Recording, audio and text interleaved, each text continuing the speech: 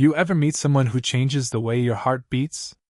Not just a crush, but the kind of obsession that makes you question everything about yourself, your choices, your morals, your sanity? I was 19 when it happened to me, just a kid trying to find my place in the world. Her name was Laura, and she was my best friend's mom. Yeah, you heard that right, my best friend's mom. Every time I walked into their house, my palms would sweat, my mouth would go dry, and I'd pray she'd be there, smiling, laughing, or just standing in the kitchen with that look in her eyes that made the room feel smaller. She was 42, confident, beautiful in a way that wasn't loud but hit you like a freight train. Her presence was like a quiet storm, pulling you in before you even realized you were caught. And the worst part? I think she knew. I think she saw right through me, saw the way my eyes lingered, saw the way I fumbled my words around her. And instead of shutting it down, she let it happen. Maybe she even encouraged it. That's what made it so dangerous. It started small, so small I could pretend it wasn't real. A glance that lingered a second too long while we were all laughing at the dinner table. A laugh that felt like it was just for me, even when Jake, my best friend, was right there. But it wasn't just her beauty, though God, she was beautiful. It was how she saw me. Not as Jake's annoying friend who raided their fridge or left dishes in the sink, but as someone else. Someone who mattered. Someone worth listening to. I'd lie awake at night, replaying every word she said, every accidental brush of her hand when we passed in the hallway. Was I imagining it? Was I just a kid with a stupid crush, blowing it all out of proportion? Or was she playing with me, knowing I couldn't say a word? Because if I did, I'd lose everything. My best friend, my second home, the only place that felt safe. If I opened my mouth, it'd all come crashing down. You're probably thinking, this guy's crazy. She's his best friend's mom. Trust me, I know. I told myself that 100 times a day. I hated myself for it. I'd look in the mirror and call myself every name in the book, pathetic, delusional, a traitor. But the heart doesn't care about rules, does it? It doesn't care that she's married, that she's twice your age, or that your best friend would never forgive you if he knew. All it knows is that every time she walked into the room, the world stopped spinning. My chest would tighten, my thoughts would scatter, and all I could see was her dark, wavy hair, her green eyes that seemed to hold 1,000 secrets, her smile that felt like it was hiding something just for me. And the scariest part? I wasn't the only one keeping secrets. One night she said something that turned my whole world upside down.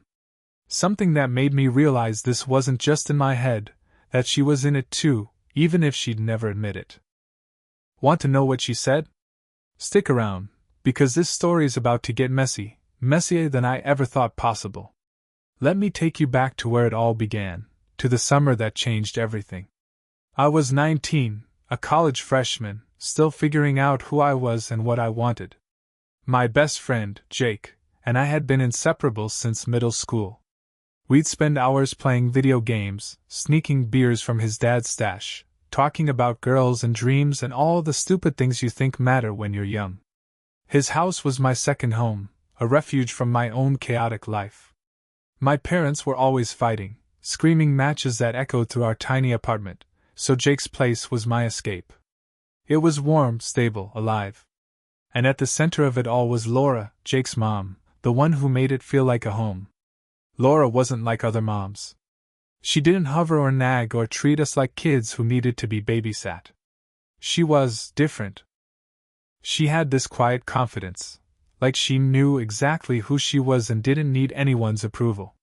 Her hair was dark and wavy, always falling just right over her shoulders, and her eyes, God, those eyes.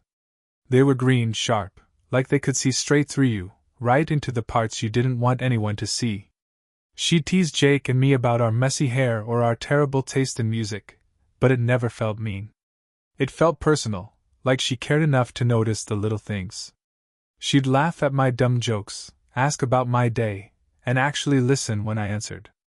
At first, I didn't think much of it. She was just Jake's mom, right? The cool mom who made killer lasagna and didn't mind if we stayed up too late. But then things started to shift, so slowly I didn't even notice at first. It was the summer after my freshman year of college. I was back home, spending almost every day at Jake's place. We'd hang out, play video games, swim in their pool, just killing time like we always did. But Jake's dad, Mark, was barely around. He was some big-shot lawyer, always working late, always on some important call. That left Laura alone a lot, and I started noticing things I hadn't before. The way she'd lean against the kitchen counter, sipping coffee, her fingers tracing the edge of the mug like it was a nervous habit. The way she'd ask me about college, about my plans, really listening like my half-baked dreams mattered. I'd catch myself staring, then look away, my heart pounding, hoping she didn't notice. But sometimes, I'd swear she did. She'd smile, just a little, and I'd feel this jolt, like we were sharing a secret, even if I didn't know what it was. I told myself it was nothing. Just a stupid crush, a phase. She was married, for God's sake. She was Jake's mom. She was 42, a grown woman with a life I couldn't even begin to understand. But the more I tried to ignore it, the worse it got. I'd find excuses to be around her, offering to help with dishes, fixing a wobbly shelf in the garage, carrying groceries from the car, anything to stay in her orbit a little longer. And she never pushed me away. She'd laugh at my jokes, touch my arm when she passed by, call me trouble, with this playful tone that made my stomach flip. Every time it happened, I'd tell myself it was innocent, that she was just being nice. But deep down, I started to wonder, was she? Or was there something else, something she wasn't saying, something I was too scared to name? The guilt was eating me alive. Jake was my brother in every way but blood. We'd been through everything together, first crushes, failed tests, fights with our parents. He trusted me completely, and here I was, fantasizing about his mom. If he knew the thoughts running through my head, he'd hate me. He'd never speak to me again. And yet I couldn't stop. Every time I saw Laura, it was like the world narrowed to just her voice, her laugh, the way she moved. I was drowning in it, guilt, longing, fear, and I didn't know how to swim back to shore. I didn't even know if I wanted to. That summer, things got worse. Or better, depending on how you look at it. Jake got a part-time job at a local gym, so he was gone most afternoons, leaving me and Laura alone more often than I was ready for. I'd still go over to their house, telling myself it was to hang out, play video games, keep things normal. But deep down, I knew why I was there. I'd find her in the kitchen, chopping vegetables, or on the porch, reading a book, and we'd end up talking. Just talking. But those conversations, they were everything. She'd ask about my dreams, my fears, things I never told anyone, not even Jake. She'd listen, really listen, her eyes locked on mine like I was the only person in the world. And I'd listen to her too.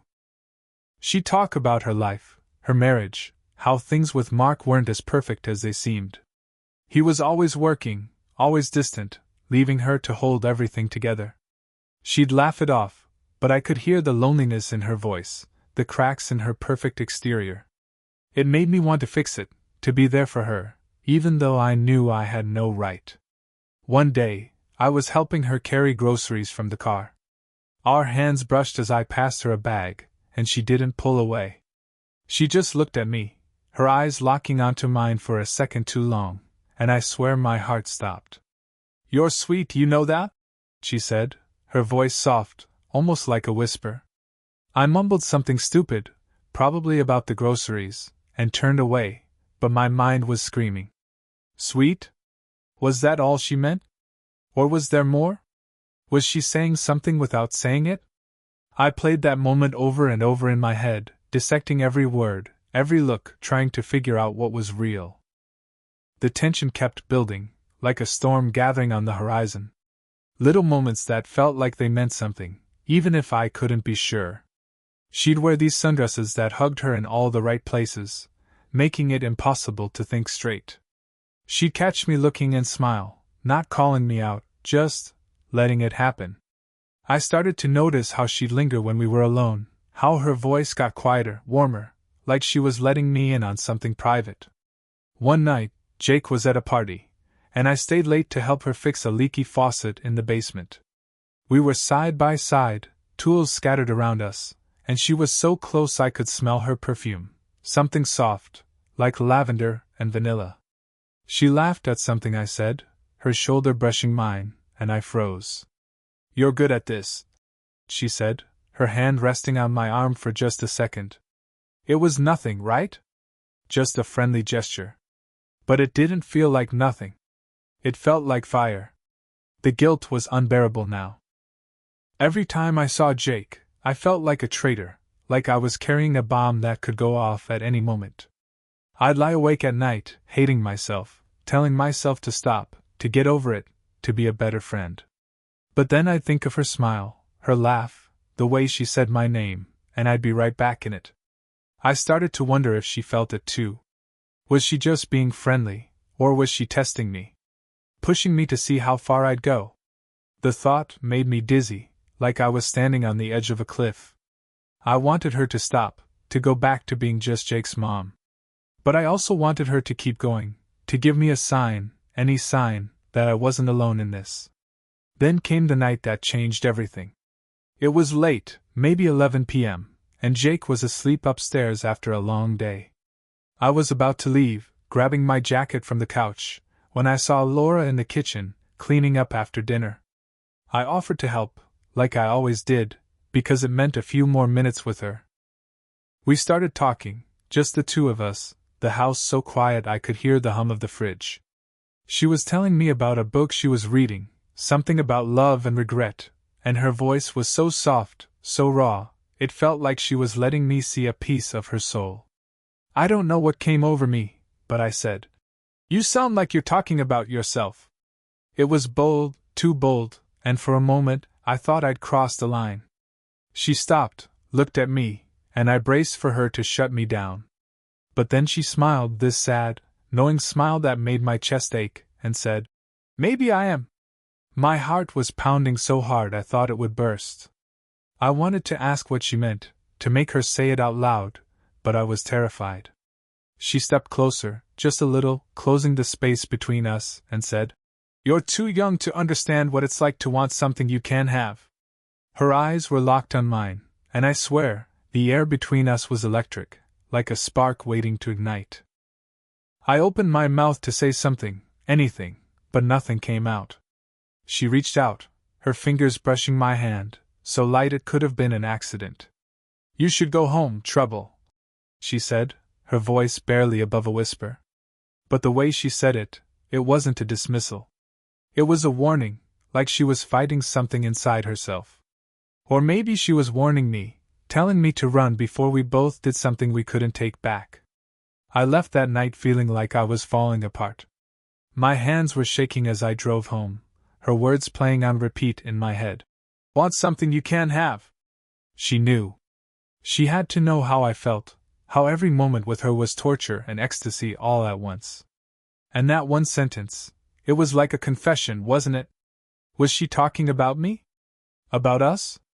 Or was I just a kid with a stupid crush, reading too much into a moment that meant nothing to her? I didn't sleep that night.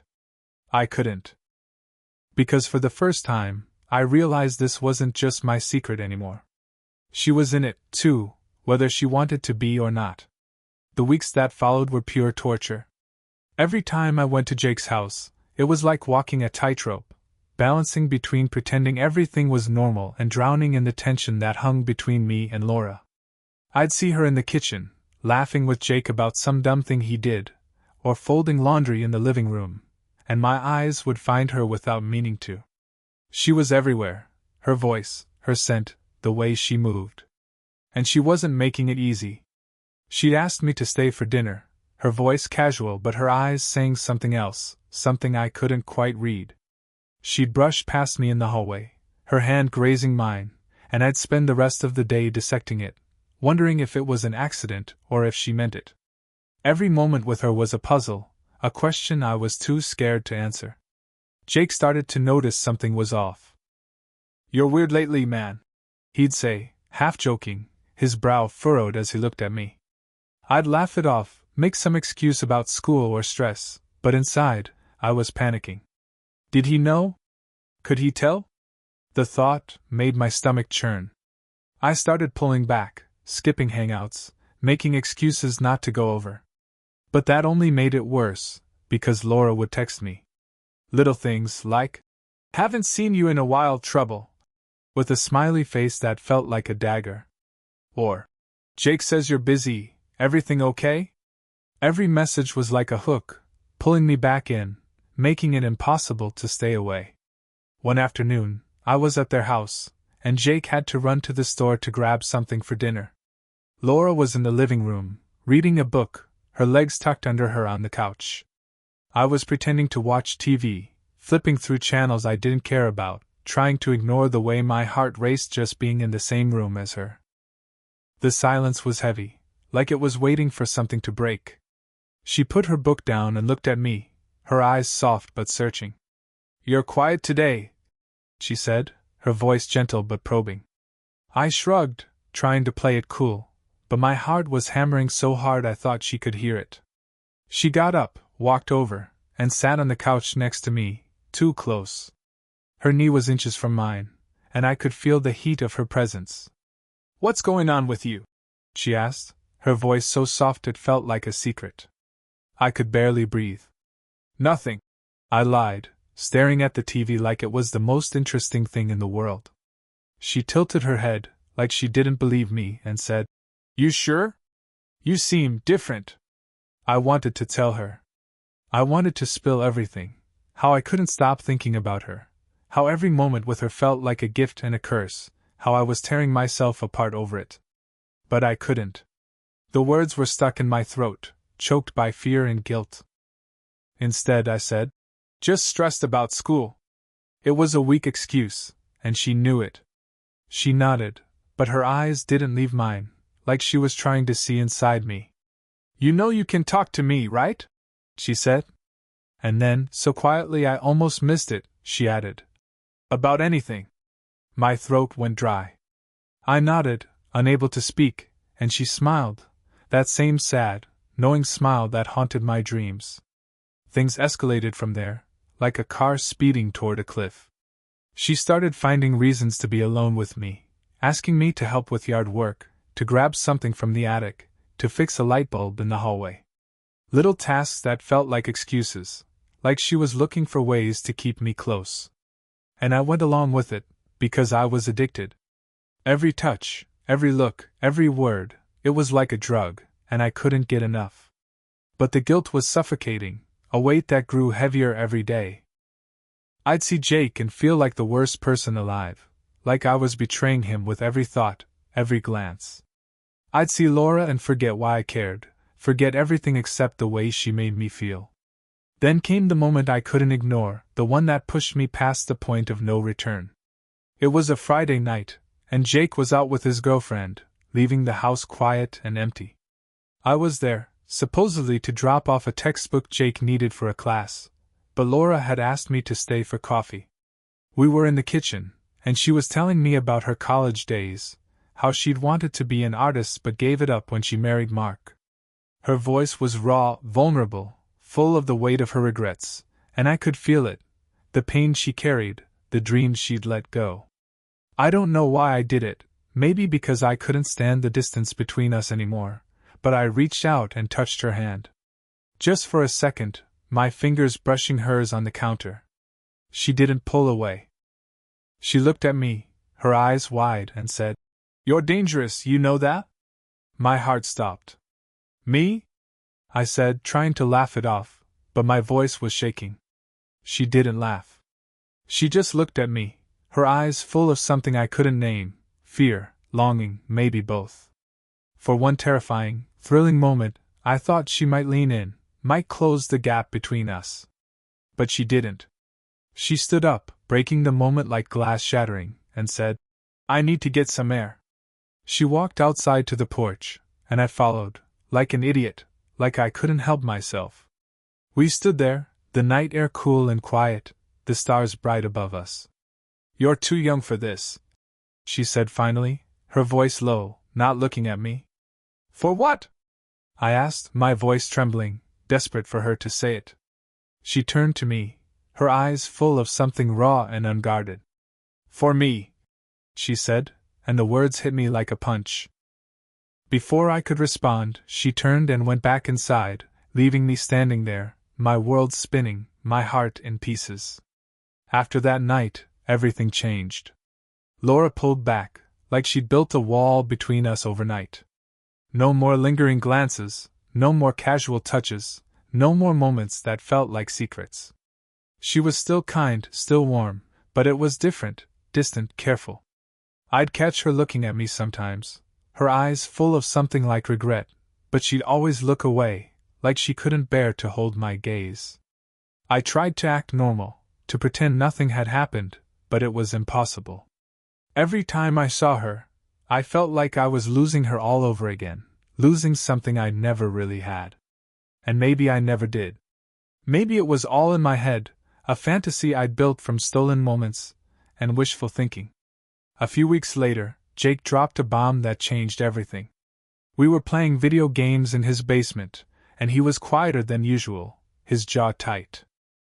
"My parents are getting divorced," he said out of nowhere. My heart stopped. "What?" I asked, trying to sound surprised, but my mind was racing. He told me Mark had been cheating for years, some affair with a co-worker that Laura had finally had enough of. She was moving out, starting over, leaving the house that had been my second home. I wanted to reach out to her, to tell her how I felt, to ask if any of it had been real. But what was the point? She was right. I was too young, too caught up in a dream that could never be real. But that didn't stop the ache in my chest, the what-ifs that kept me up at night, replaying every moment we'd shared. Did she feel it too? Or was I just a kid who got in over his head, chasing something that was never there? I never told Jake. I couldn't. He's still my best friend, still the guy I'd take a bullet for, but every time I see him, I feel the weight of my secret, heavy as a stone. Laura's gone now, living somewhere new, starting a life I'll never be part of. I'm left with the memory of a summer that broke me and made me at the same time, a summer that taught me what it means to want something you can't have. Maybe she was my first love. Maybe she was just a dream, a fleeting moment that felt like forever. All I know is, I'll never forget her, her smile, her voice, the way she made me feel like I was more than I was. Have you ever had a crush you knew was wrong, one that made you question everything about yourself? One that felt like a secret you had to carry alone? Drop it in the comments. I read every single one, and I want to know your story. And if this hit you, if it made you feel the weight of those forbidden feelings, give it a like, share it with someone who gets it, and subscribe for more stories that dig into the messy, complicated, beautiful parts of being human. Until next time, keep your secrets close, but maybe not too close.